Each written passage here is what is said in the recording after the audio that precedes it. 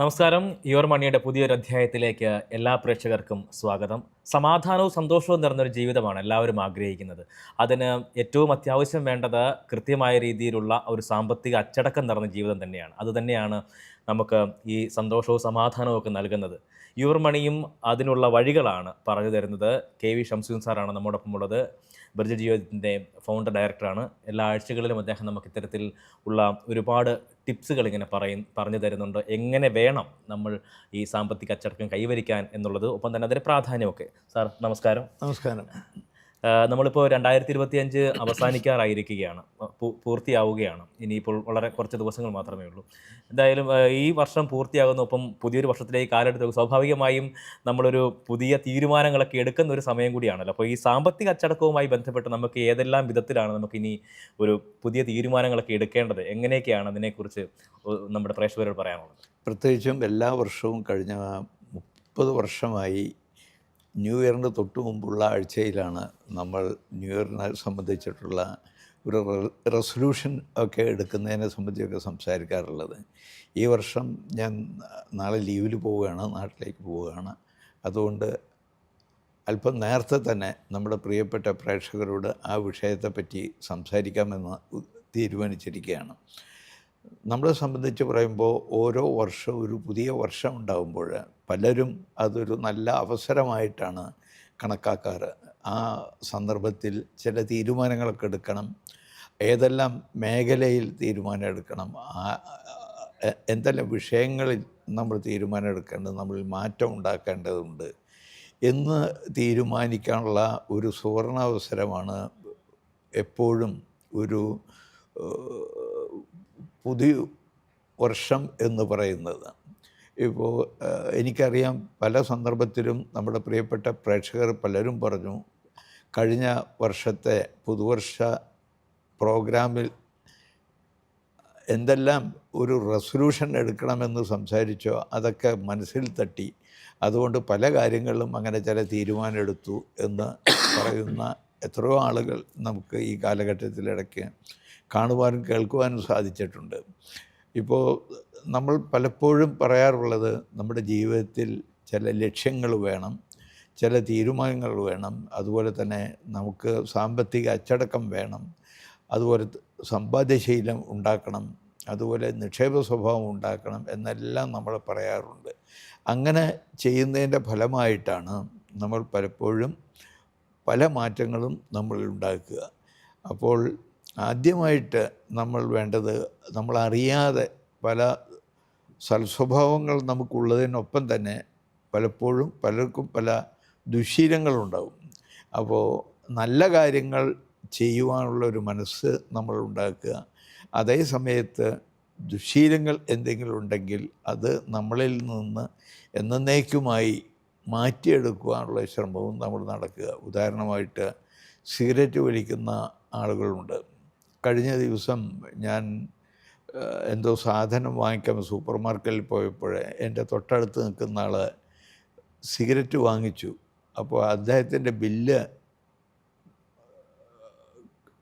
കണ്ടപ്പോൾ 23 ദർഹമാണ് ഒരു പാക്കറ്റ് സിഗരറ്റിൻ്റെ വില എനിക്ക് കാണാൻ സാധിച്ചത്. അതേസമയം ചില ആളുകൾ ഒരു ദിവസം തന്നെ ഒരു പാക്കറ്റ് വലിക്കുന്നവരുണ്ട്. അപ്പോൾ ഒരു മാസം എത്രയാണെന്ന് ആലോചിച്ച് നോക്കിയാൽ 69-70 ദർഹമാണ് ഒരു മാസം സിഗരറ്റിന് വേണ്ടിയിട്ട് തന്നെ ഉപയോഗിക്കുന്നത്. അങ്ങനെ നോക്കിക്കഴിഞ്ഞാൽ വലിയ ഒരു സംഖ്യയാണ് പുകച്ച് കളയുന്നത്. അപ്പോൾ 23 ദർഹം 30 ദിവസം ഉപയോഗിക്കുന്ന ആളുകൾ പോലും ഉണ്ട്. അപ്പോൾ അങ്ങനെയൊക്കെയുള്ള ആളുകൾ അതിലൊരു മാറ്റം വരുത്താൻ തീരുമാനിച്ച രണ്ട് കാര്യമാണ്. ഇത്രയും വലിയൊരു സംഖ്യ നമുക്ക് സേവ് ചെയ്യാൻ സാധിക്കുന്നു, അതേസമയം അപകടകരമായ പല അസുഖങ്ങൾക്കും പുകവലി ഒരു കാരണമാണെന്ന് അറിയാം. ഞാൻ ഇപ്പോൾ ഓർക്കുന്നത്, ഏതാനും വർഷം മുമ്പ് ബഹ്റൈനിൽ നിങ്ങളുടെ ആരോഗ്യം നിങ്ങളുടെ സമ്പാദ്യം എന്ന് പറഞ്ഞ ഒരു ഇവൻ്റ് നടത്തുകയുണ്ടായി. അവിടുത്തെ KMCC ആണ് നടത്തിയത്.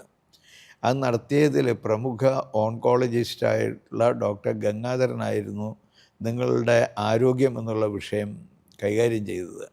അതിൽ അദ്ദേഹം ഒരു 400ഓളം ഓഡിയൻസ് ഉണ്ടായിരുന്നു അന്ന്.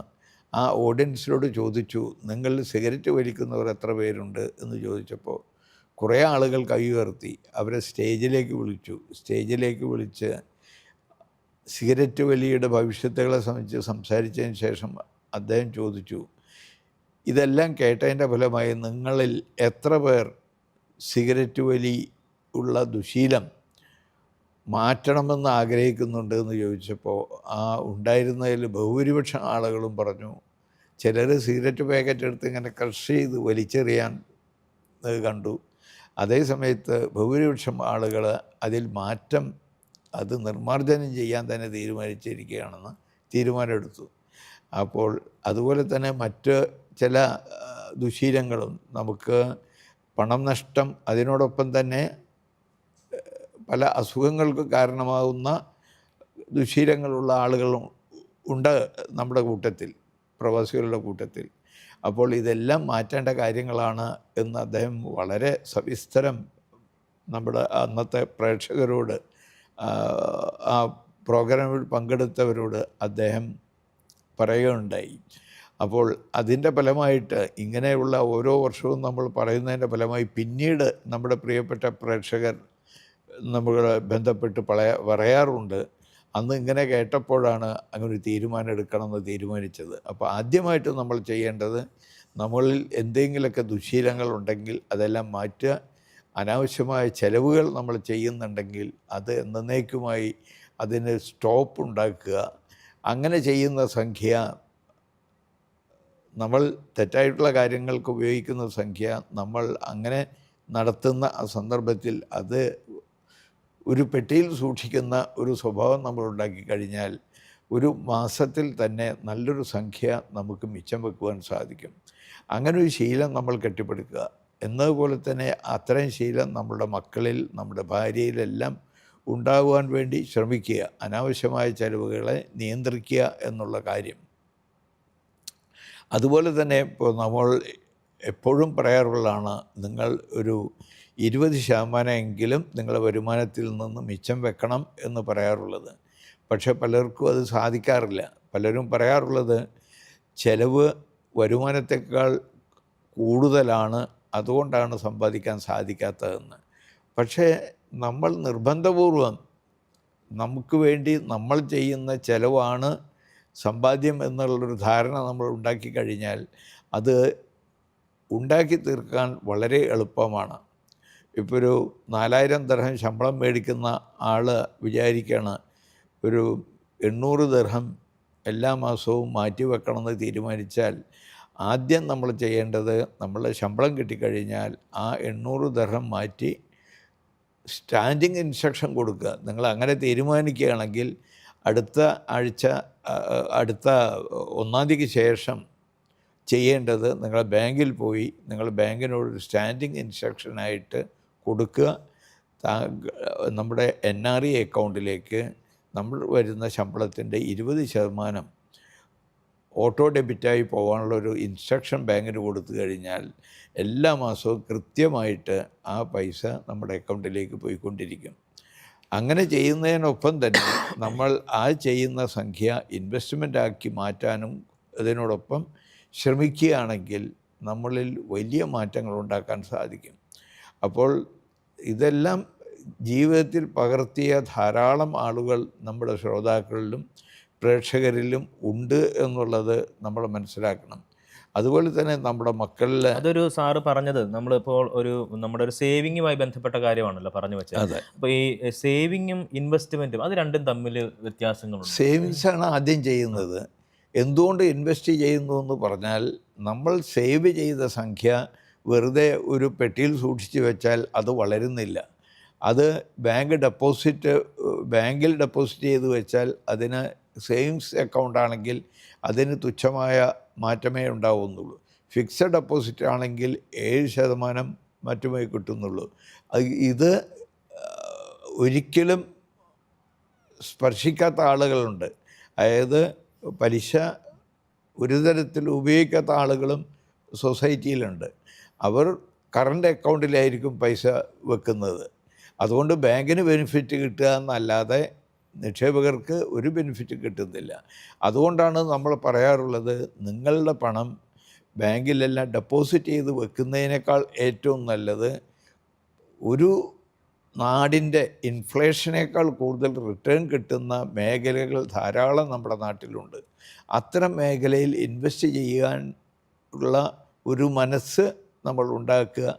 അടുത്ത ഫിനാൻഷ്യൽ ഇയറിൽ തീർച്ചയായും ഞങ്ങളുടെ വരുമാനത്തിൽ നിന്ന് ഏറ്റവും ചുരുങ്ങിയത് 20% മാറ്റിവെക്കുകയും ആ മാറ്റിവെച്ച സംഖ്യ നല്ല നിലയ്ക്ക് നിക്ഷേപമാക്കി മാറ്റുകയും ചെയ്യുക എന്നുള്ളതാണ് മറ്റൊരു തീരുമാനം. അങ്ങനെ ചെയ്തു കഴിഞ്ഞാൽ ഒരു 500 ദർഹം മാറ്റിവെക്കാൻ സാധിക്കുന്ന ഒരു വ്യക്തിയാണെങ്കിൽ, 500 ദർഹം എന്ന് പറഞ്ഞാൽ 10,000 ഉറുപ്പികയായി.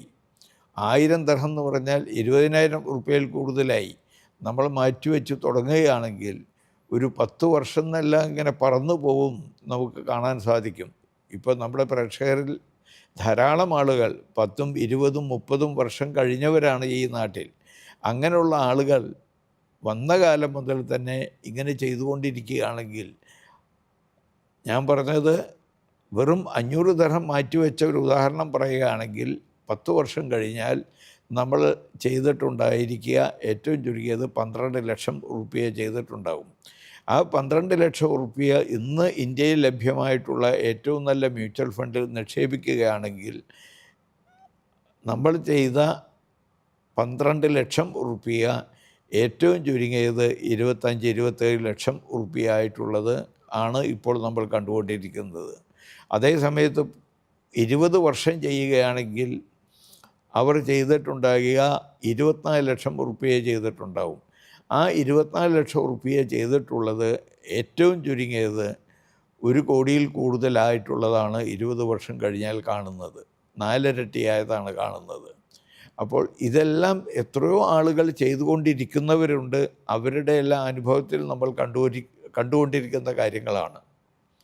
അതേ സമയത്ത് നല്ല മ്യൂച്വൽ ഫണ്ടിൽ 30 വർഷം ഇൻവെസ്റ്റ് ചെയ്യുകയാണെങ്കിൽ അവർ ചെയ്തിട്ടുള്ള 36 ലക്ഷം ഉറുപ്പിക ചിലർക്ക് 7 ലക്ഷം വരെ ആയിട്ടുള്ളത് കാണാൻ സാധിച്ചിട്ടുണ്ട്. അപ്പോൾ ഇങ്ങനെയുള്ള അനുഭവങ്ങളും അത്ഭുതങ്ങളെല്ലാം നമ്മുടെ ജീവിതത്തിൽ കാണുവാൻ സാധിക്കും. അതെല്ലാം ഏതിൽ നിക്ഷേപിച്ചു, എന്ന് നിക്ഷേപിച്ചു, എത്ര നിക്ഷേപിച്ചു, അതിനനുസൃതമായിട്ടാണ് നമുക്ക് കാണുവാൻ സാധിക്കുക. ഈ സ്വർണ്ണത്തിൽ നിക്ഷേപിക്കുന്നതിൻ്റെ ഒരു സാധ്യതകളും ഉണ്ടല്ലോ. ഈ സ്വാഭാവികമായും പറയും, ഇപ്പോൾ സ്വർണ്ണത്തിൻ്റെ വില കൂടുന്നൊരു സാഹചര്യമുണ്ട്. അപ്പോൾ കൂടുതൽ ആളുകൾ അതിലേക്ക് വരാൻ കഴിയുന്നൊരു സാഹചര്യമാണോ ഇതിലുള്ളത്? അങ്ങനെ അല്ലെങ്കിൽ സ്വർണ്ണത്തിൽ എങ്ങനെയാണ് നമ്മൾ നിക്ഷേപിക്കുക? ഈ ഓർണമെൻറ്റ്സ് ആയിട്ട് മേടിച്ച് വെക്കുകയാണോ, അതോ കോയിൻ ആയിട്ടാണോ, അതോ ഡിജിറ്റൽ ആയിട്ടാണോ? എങ്ങനെയാണ് നമുക്ക് അതിൻ്റെ ഒരു ഇതിൽ 3 തരത്തിൽ, 4 തരത്തിൽ നമുക്ക് ചെയ്യാൻ സാധിക്കും. ഒന്ന്, സാധാരണ ആളുകൾ ആഭരണമായിട്ട് നിക്ഷേപിക്കുന്നത്. മറ്റൊരു വിഭാഗം ആളുകൾ ചെയ്യുന്നത് കോയിനായിട്ടോ അല്ലെങ്കിൽ ചെറിയ കൊച്ചു ബാറുകളായിട്ടോ ചെയ്യുന്നു. മൂന്നാമത് ഡിജിറ്റലായിട്ട് ചെയ്യുന്നു. നാലാമത് ETF ആയിട്ട്, എക്സ്ചേഞ്ച് ട്രേഡഡ് ഫണ്ട് എന്നുള്ള നിലയ്ക്ക് ചെയ്യുന്നു. അതെല്ലാം വളരെ ചുരുങ്ങിയ ഗ്രാമ് പോലും, 1 ഗ്രാം പോലും വാങ്ങിക്കാം. ഇതിനെല്ലാം ഉള്ള ഗുണം എന്താണെന്ന് പറഞ്ഞാൽ, മാർക്കറ്റിലെ വ്യതിയാനങ്ങളനുസരിച്ച് നമുക്ക് ഏത് നിമിഷത്തിലും വിൽക്കാൻ സാധിക്കും. പക്ഷേ പണിക്കൂലി ഉണ്ടാവുകയില്ല. പക്ഷേ സാധാരണ ആളുകൾ ഓർണമെൻ്റാണ് ഉപയോഗിക്കുന്നതെങ്കിൽ, വാങ്ങിക്കുന്നതെങ്കിൽ അതിന് പണിക്കൂലിയും കൂടെ വരുന്നു എന്നുള്ളതാണ്. അത് നമ്മൾ പിന്നീട് വിൽക്കുമ്പോൾ പണിക്കൂലി നമുക്ക് നഷ്ടപ്പെട്ടു പോകുന്നു. അപ്പോൾ ഇതിൽ ഏത് ചൂസ് ചെയ്യണം എന്നുള്ളത് തീരുമാനിക്കേണ്ടത് ഓരോ വ്യക്തിയാണ്. സ്വർണത്തിലും SIP ചെയ്യാൻ പറ്റും. ഓരോ വ്യക്തിയുടെയും സാമ്പത്തിക ശേഷിക്കനുസരിച്ച് എല്ലാ മാസവും ഞാൻ ഇത്ര വാങ്ങിക്കുന്നു എന്ന് തീരുമാനിച്ചാൽ അതും SIPയുടെ ഗുണം കിട്ടും. SIPക്ക് നമ്മൾ കിട്ടുന്ന ഗുണം മാർക്കറ്റിൽ ഉണ്ടാകുന്ന അപ്പ് ആൻഡ് ഡൗൺ വ്യതിയാനങ്ങൾ അനുസരിച്ച് കുറയുന്ന സമയത്ത്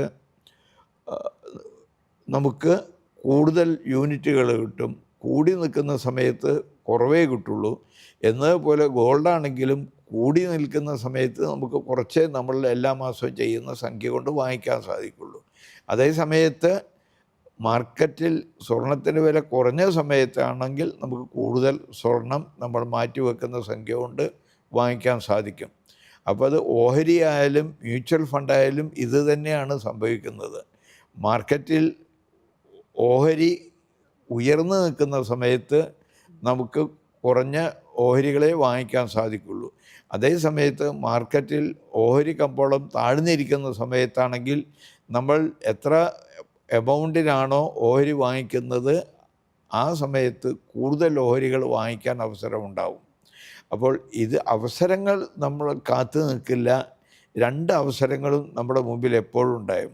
അത് ഓഹരിയിലായാലും മ്യൂച്വൽ ഫണ്ടിലായാലും സ്വർണത്തിലായാലും വെള്ളിയിലായാലും എന്തിലായാലും തന്നെ ഇതാണ് നമുക്ക് കാണുവാൻ സാധിക്കുക. അപ്പോൾ സ്വർണത്തിൻ്റെ വില കൂടുന്നു, അതുപോലെ തന്നെ വെള്ളിയുടെ വിലയും കൂടുന്നുണ്ട്. സ്വർണത്തിന് ഗ്രാമിൻ്റെ വില വളരെ കൂടിയതായതുകൊണ്ട് സൂക്ഷിച്ചു വെക്കാൻ ചുരുങ്ങിയ സ്ഥലം മതി. പക്ഷേ അതേ സമയത്ത് വെള്ളിയിലാണെങ്കിൽ കൂടുതൽ സ്ഥലം തന്നെ വേണ്ടി വരും സൂക്ഷിക്കാൻ. അങ്ങനെ ഒരു വ്യത്യാസമുണ്ട്. അപ്പോൾ എല്ലാവരും സ്വർണത്തിൽ നമ്മൾ ഡിജിറ്റലായിട്ട് വാങ്ങുന്നത് പോലെ തന്നെ വെള്ളിയും അതുപോലെ തന്നെ വാങ്ങിക്കാൻ സാധിക്കും. അപ്പോൾ ഇങ്ങനെ കാര്യങ്ങൾ ഉപയോഗപ്പെടുത്തുകയാണെങ്കിൽ നമുക്ക് വ്യത്യസ്തമായിട്ടുള്ള മേഖലയെ ഒരേ സമയത്ത് ഓഹരിയിലും മ്യൂച്വൽ ഫണ്ടിലും അതുപോലെ കമ്മോഡിറ്റീസിലും എല്ലാം ചെയ്യാൻ സാധിക്കും. കമ്മോഡിറ്റീസിൽ എന്ന് പറഞ്ഞാൽ സ്വർണം, വെള്ളി പോലെ തന്നെ പെട്രോള്, അതുപോലെ മറ്റ് ഉൽപ്പന്നങ്ങളെല്ലാം മാർക്കറ്റിൽ വാങ്ങിക്കാൻ സാധിക്കുന്നതാണ്. അപ്പോൾ ഇതെല്ലാം ഉപയോഗപ്പെടുത്തുവാൻ സാധിക്കും. അപ്പോൾ നമ്മൾ ചിന്തിക്കേണ്ടത്, നമ്മൾക്ക് പല അവസരങ്ങളും മാർക്കറ്റിലുണ്ട്. ഈ അവസരങ്ങളെല്ലാം നമ്മുടെ സാമ്പത്തിക അഭിവൃദ്ധിക്ക് വേണ്ടി ഉപയോഗപ്പെടുത്തണം എന്നുള്ള ഒരു ചിന്ത നമുക്കുണ്ടെങ്കിൽ നമുക്ക് അതെല്ലാം നമുക്ക് ചെയ്യുവാൻ സാധിക്കും. അപ്പോൾ അങ്ങനെയുള്ള തീരുമാനം നമ്മൾ എടുക്കുമ്പോൾ മറ്റൊരു കാര്യം പ്രധാനപ്പെട്ട നമ്മുടെ മക്കളുടെ ഫ്യൂച്ചറിനെ സംബന്ധിച്ച് അവരെ എന്തായിത്തീരണം, അവരെ ഏത് നിലയ്ക്ക് വളർത്തണം, ഏത് പഠിക്കണം എന്നുള്ളതിനെ പറ്റിയെല്ലാം തന്നെ ചില തീരുമാനങ്ങൾ മാതാപിതാക്കളും സന്താനങ്ങളും കൂടി ഒന്നിച്ചിരുന്ന് ചർച്ച ചെയ്യുകയും അങ്ങനെയുള്ള ചില ലക്ഷ്യങ്ങൾ നമ്മൾ ഉണ്ടാക്കി തീർക്കുകയും ചെയ്യുക. അങ്ങനെ ഉണ്ടായി തീർന്നു കഴിഞ്ഞാൽ ഒരു പുതുവർഷത്തിൽ അങ്ങനെയുള്ള ചില തീരുമാനങ്ങളും ചില ഡിസ്കഷനുകളും മാതാപിതാക്കളും മക്കളും കൂടി ഒന്നിച്ചിരുന്ന് ചെയ്യുകയും ചെയ്തു കഴിഞ്ഞാൽ അവരിലും ഇങ്ങനെയുള്ള മാറ്റങ്ങൾ ഉണ്ടാക്കുവാൻ സാധിക്കും. അങ്ങനെ നമ്മളുടെ ജീവിതത്തിൽ നാനാമുഖമായ മേഖലയിൽ നമ്മൾ മാറ്റമുണ്ടാക്കുവാൻ തീരുമാനിക്കുക. എന്തെങ്കിലും കുറ്റങ്ങൾ നമ്മുടെ ഭാഗത്ത് ഒന്നുണ്ടെങ്കിൽ അത്തരം കാര്യങ്ങൾ നമ്മുടെ പരിപൂർണമായും മാറ്റുക. അതേ സമയത്ത് എല്ലാ സൽക്കർമ്മങ്ങളും തെറ്റായിട്ടുള്ള കാര്യങ്ങൾ ഉപേക്ഷിക്കുകയും ശരിയായിട്ടുള്ള കാര്യങ്ങൾ ചെയ്യുവാനും ഉള്ള ഒരു തീരുമാനം എടുക്കുകയും ചെയ്തു കഴിഞ്ഞാൽ ആ തീരുമാനത്തിൽ ഉറച്ചു നിൽക്കുവാൻ നമുക്ക് സാധിച്ചു കഴിഞ്ഞാൽ നമ്മളിൽ വളരെയധികം മാറ്റങ്ങളുണ്ടാകും. അത് നമ്മുടെ സാമ്പത്തികമായ കാര്യങ്ങളായാലും പ്രൊഫഷണലായ കാര്യങ്ങളായാലും നമ്മൾ ഏതെങ്കിലും സ്ഥാപനത്തിൽ ജോലി ചെയ്യുന്നുണ്ടെങ്കിൽ ആ ജോലിയിൽ ഉയർച്ചയുണ്ടാകാൻ വേണ്ടി നമുക്ക് തീരുമാനിക്കാം. അപ്പോൾ അതിന് വേണ്ട പല ഘടകങ്ങളും ഉണ്ട്. അതെല്ലാം നമ്മുടെ ജീവിതത്തിൽ നമ്മൾ അറിയാതെ ഉണ്ടായിത്തീരും. ഒരു സ്ഥാപനത്തിൽ ജോലി ചെയ്യുമ്പോൾ വെറുതെ അതിൽ ഉയർച്ച ഉണ്ടാവില്ല. ആ സ്ഥാപനത്തിൽ ജോലി ചെയ്യുമ്പോൾ നമുക്ക് ആ സ്ഥാപനത്തിനെ എങ്ങനെ കൂടുതൽ അഭിവൃദ്ധി ഉണ്ടാക്കുവാൻ ഒരു എംപ്ലോയി എന്നുള്ള നിലയ്ക്ക് സാധിക്കുമോ അതെല്ലാം നമ്മൾ ചെയ്യുകയാണെങ്കിൽ തീർച്ചയായും ആ സ്ഥാപനത്തിൻ്റെ അധികാരികൾക്കത് ബോധ്യപ്പെടുകയും തൽഫലമായി നമ്മുടെ ശമ്പളം വർദ്ധിക്കുകയും ചെയ്യും. അപ്പോൾ എല്ലാ മേഖലയിലും നമ്മുടെ ജീവിതത്തിലെ എല്ലാ മേഖലയിലും മാറ്റമുണ്ടാക്കുവാനുള്ള തീരുമാനം എടുക്കാനുള്ള സുവർണാവസരമാണ് ഒരു ന്യൂ ഇയർ എന്നുള്ളത് നമ്മൾ മനസ്സിലാക്കുക. അപ്പോൾ ഞാൻ മറ്റൊരു കാര്യം ചോദിച്ചു, നമ്മുടെ ഇപ്പോൾ ഈ ഇയർ എൻഡിങ്ങിലേക്ക് വരുമ്പോൾ നമ്മുടെ എക്കോണമിയെക്കുറിച്ച് കൂടി ചിന്തിക്കേണ്ട ഒരു സാഹചര്യം കൂടി ഉണ്ടെന്ന് തോന്നുന്നു. കാരണം മുൻപെങ്ങുമില്ലാത്ത വിധം വലിയ രീതിയിൽ രൂപയുടെ മൂല്യം താഴേക്ക്, പ്രവാസികളെ സംബന്ധിച്ചിടത്തോളം നാട്ടിലേക്ക് പൈസ അയക്കുന്നവരെ സംബന്ധിച്ചിടത്തോളം വളരെ സന്തോഷം നൽകുന്ന ഒരു കാര്യമാണ്. പക്ഷേ രൂപയുടെ മൂല്യം ഇത്തരത്തിൽ താഴേക്ക് പോകുന്നത് അത് നമ്മുടെ സാമ്പത്തിക വ്യവസ്ഥയെ എങ്ങനെയാണ് ഇത് ബാധിക്കുക എന്നുള്ളതിനെക്കുറിച്ചുകൂടെ ചിന്തിക്കണമല്ലോ. അല്ല, മൂല്യം കുറഞ്ഞു കഴിഞ്ഞാൽ സാധാരണ അതിൻ്റെ പെട്ടെന്ന് കാണുന്ന പ്രത്യാഘാതം ഉൽപ്പന്നങ്ങളുടെ വില വർധനവാണ് ഉണ്ടാവുക. അപ്പോൾ ജീവിത ചെലവ് കൂടും. ജീവിത ചെലവ് കൂടുമ്പോൾ അതിനനുസരിച്ചുള്ള മാറ്റങ്ങളുണ്ടാവും. അപ്പോൾ അങ്ങനെ വരുമ്പോൾ സ്വാഭാവികമായിട്ട് ജീവിതം ദുഷ്കരമായി തീരും. അപ്പോൾ അങ്ങനെയുള്ള സന്ദർഭത്തിലാണ് നമ്മൾ, പ്രത്യേകിച്ചും പ്രവാസികൾക്ക് പറഞ്ഞു കഴിഞ്ഞാൽ, ഇവിടുന്ന് കൂടുതൽ പൈസ നാട്ടിലെത്തിക്കാൻ സാധിക്കും. എക്സ്ചേഞ്ച് റേറ്റ് ഇന്നിപ്പോൾ 24.70 ആയിരുന്നു ഞാൻ ഇങ്ങോട്ട് വരുമ്പോൾ നോക്കിയപ്പോൾ കണ്ടത്. അപ്പോൾ ഇങ്ങനെ ആവുമ്പോൾ, ഞാൻ 1970 വന്ന സമയത്ത് 1000 രൂപ അയക്കാൻ 666 ദിർഹം വേണ്ടി വന്നു. ആ സ്ഥാനത്താണ് ഇപ്പോൾ നമ്മൾ കാണുന്നത്. ഇത്രയും താഴ്ന്നിരിക്കുന്നു നമ്മുടെ റുപ്പിയയുടെ മൂല്യം എന്നുള്ളത് കാണാൻ സാധിക്കും. അപ്പോൾ ഇതെല്ലാം നമ്മൾ ഉപയോഗപ്പെടുത്തുക. ഇങ്ങനെയുള്ള സന്ദർഭങ്ങളിൽ എല്ലാ തരത്തിലുള്ള മാറ്റങ്ങൾ നമ്മുടെ ജീവിതത്തിൽ ഉണ്ടാക്കുവാനുള്ള തീരുമാനങ്ങൾ എടുക്കുക. നമ്മുടെ ജോലിയിൽ ഉയർച്ച, നമ്മുടെ മക്കളുടെ പഠനത്തിൽ ഉയർച്ച ഉണ്ടാക്കുക, നമ്മുടെ സമ്പാദ്യത്തിൽ വളർച്ച ഉണ്ടാക്കുക. അങ്ങനെ എല്ലാ മേഖലയിലും നമ്മൾ മാറ്റം ഉണ്ടാക്കാൻ വേണ്ടി തീരുമാനിക്കുക. നല്ല വലയം കെട്ടിപ്പടുക്കാൻ വേണ്ടി ശ്രമിക്കുക. അതെല്ലാം ജീവിതത്തിൽ പ്രധാനപ്പെട്ട ചില ഘടകങ്ങളാണ്. അങ്ങനെ എല്ലാവർക്കും ഈ സന്ദർഭത്തിൽ ക്ഷേമൈശ്വര്യത്തോടു കൂടി എല്ലാവിധ അഭിവൃദ്ധിയോടും കൂടിയ ഒരു ന്യൂ ഇയർ ആശംസിക്കുകയാണ് അഡ്വാൻസായിട്ട്. അതുകൊണ്ട് എല്ലാവർക്കും എല്ലാവിധ അഭിവൃദ്ധിയും ഉണ്ടാവട്ടെ എന്ന് പ്രാർത്ഥിക്കുകയും ചെയ്യുകയാണ് ഈ സന്ദർഭത്തിൽ. അങ്ങനെ നമ്മുടെ എല്ലാ പ്രേക്ഷകർക്കും എല്ലാവിധ അനുഗ്രഹങ്ങളും ഉണ്ടാവട്ടെ. ഈ സന്ദർഭത്തിൽ എനിക്ക് പ്രത്യേകം പറയാനുള്ളത്, ഞങ്ങൾക്ക് ദുബൈ, ഷാർജ, അബുദാബി ഇവിടെ എല്ലാം ഓഫീസുണ്ട്. അതിനു പുറമെ ജിയോജിത്തിൻ്റെ ഓഫീസുകൾ ഒമാൻ, കുവൈത്ത്, ബഹ്റൈൻ ഇവിടെ എല്ലാം ഉണ്ട്. അങ്ങനെയുള്ള സ്ഥലങ്ങളിലും നിങ്ങൾക്ക് നിങ്ങളുടെ ആവശ്യങ്ങൾക്ക് ബന്ധപ്പെടാവുന്നതാണ്. അതേസമയത്ത് ഓഫീസ് ഇല്ലാത്ത സ്ഥലങ്ങളാണ് സൗദി അറേബ്യ, ഖത്തർ. അവിടെ നിന്നുള്ള ആളുകളും നിങ്ങൾ ബന്ധപ്പെടുകയാണെങ്കിൽ ഞങ്ങൾക്ക് പറ്റാവുന്ന വിധത്തിൽ UAE ഓഫീസ് മുഖേനയോ അല്ലെങ്കിൽ നാട്ടിൽ നിങ്ങൾ എവിടെയാണോ അത് നിങ്ങളുടെ ജന്മസ്ഥലത്തെ, നിങ്ങൾ താമസിക്കുന്ന സ്ഥലത്തിൻ്റെ അടുത്തായി ജിയോജിത്തിൻ്റെ ഓഫീസുകളുണ്ടാവും. ആ ഓഫീസുമായി ബന്ധപ്പെടുത്തിയോ ഞങ്ങൾക്ക് വേണ്ട എല്ലാവിധ സഹായങ്ങളും ചെയ്യുവാൻ ഞങ്ങൾ തയ്യാറാണ്. അതുകൊണ്ട് എല്ലാ നിലയ്ക്കും എല്ലാവിധ അഭിവൃദ്ധിയും ഉണ്ടാക്കുവാൻ ശ്രമിക്കുക. ഇവിടെ ഞങ്ങളുടെ UAE ഓഫീസുകളുടെ നമ്പറുകളെല്ലാം ഇവിടെ സ്ക്രീനിൽ കാണിക്കും. അത് കാണിക്കുമ്പോൾ നിങ്ങൾക്ക് സ്ക്രീൻഷോട്ട് എടുത്ത് വെക്കാം. അതുപോലെ തന്നെ നിങ്ങൾ ബർജീൽ ജിയോജിത്ത് ദുബൈ എന്നോ, ബർജീൽ ജിയോജിത്ത് ഷാർജ എന്നോ, ബർജീൽ ജിയോജിത്ത് അബുദാബി എന്നോ ഗൂഗിളിൽ സെർച്ച് ചെയ്ത് കഴിഞ്ഞാൽ ഞങ്ങളുടെ അഡ്രസ്സും ഡീറ്റെയിൽസും എല്ലാം ലഭിക്കുന്നതാണ്. ഇതിനും പുറമെ മറ്റൊരു സുപ്രധാന കാര്യം എനിക്ക് ഓർമ്മപ്പെടുത്താനുള്ളത്, ജനുവരി 14 പ്രത്യേകമായിട്ട് എല്ലാ പ്രവാസികൾക്കും, എല്ലാ നാട്ടുകാരായിട്ടുള്ള പ്രവാസികൾക്കും നിക്ഷേപിക്കാൻ സാധിക്കുന്ന ഒരു ഫണ്ട് ബർജീൽ ജിയോജിത്ത് നേരിട്ട് ഒരു ഫണ്ട് ഇറക്കുന്നു. ആ ഫണ്ട് സെക്യൂരിറ്റീസ് ആൻഡ് കമ്മോഡിറ്റീസ് അതോറിറ്റിയുടെ സമ്മതത്തോടും അനുമതിയോടും കൂടിയാണ് അത് ഇറക്കുന്നത്. അതിൽ എല്ലാവർക്കും ഇൻവെസ്റ്റ് ചെയ്യാം. സാധാരണക്കാർക്ക് പോലും ഇൻവെസ്റ്റ് ചെയ്യുന്ന തരത്തിലാണ് അത് നമ്മൾ പ്ലാൻ ചെയ്തിട്ടുള്ളത്. അതുകൊണ്ട് പലപ്പോഴും നമ്മളൊക്കെ ഇൻവെസ്റ്റ് ചെയ്തുകൊണ്ടിരിക്കുന്ന സമയത്ത് നമ്മുടെ സഹപ്രവർത്തകരായിട്ടുള്ള മറ്റുള്ള നാട്ടുകാർ എപ്പോഴും ചോദിക്കാറുണ്ട്, നിങ്ങൾക്ക് ഇൻവെസ്റ്റ് ചെയ്യാൻ പറ്റുന്ന ആണോ എന്ന്. ഇപ്പോൾ അങ്ങനൊരു അവസരം കൂടെ നമ്മൾ കൊടുത്തിരിക്കുകയാണ്. അപ്പോൾ ആ അവസരം കൂടെ ഉപയോഗപ്പെടുത്തുവാൻ വേണ്ടി ശ്രമിക്കുക. ഞങ്ങൾ അത് ഉദ്ദേശിച്ചിട്ടുള്ളത് ജനുവരി 14 അതിനു മുമ്പ് ഞങ്ങൾ ഓഫീസുമായിട്ട് ബന്ധപ്പെട്ട് കഴിഞ്ഞാൽ അതിനെ സംബന്ധിച്ചുള്ള എല്ലാ വിവരങ്ങളും എല്ലാ പ്രേക്ഷകർക്കും ലഭിക്കുന്നതായിരിക്കും. ഒരിക്കൽ കൂടെ എല്ലാ ക്ഷേമൈശ്വര്യങ്ങളും നേർന്നുകൊണ്ട് നന്ദി, നമസ്കാരം. യുവർ മണിയുടെ ഈ എപ്പിസോഡ് ഇവിടെ പൂർത്തിയാവുകയാണ്.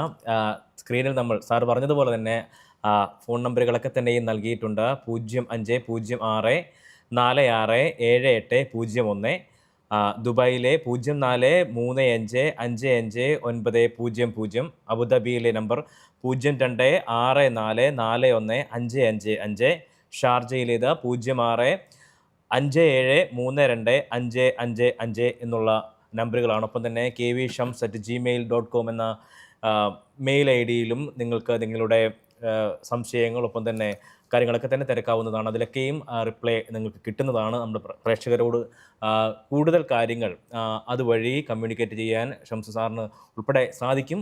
ഒപ്പം മികച്ച ഉപദേശങ്ങൾ ഉൾപ്പെടെ നിങ്ങൾക്ക് ലഭ്യമാക്കാനും കഴിയും എന്നുള്ളത് തന്നെയാണ് ഏറ്റവും പ്രധാനപ്പെട്ട കാര്യമായി ഈ അവസാന ഘട്ടത്തിൽ അറിയിക്കാനുള്ളത്.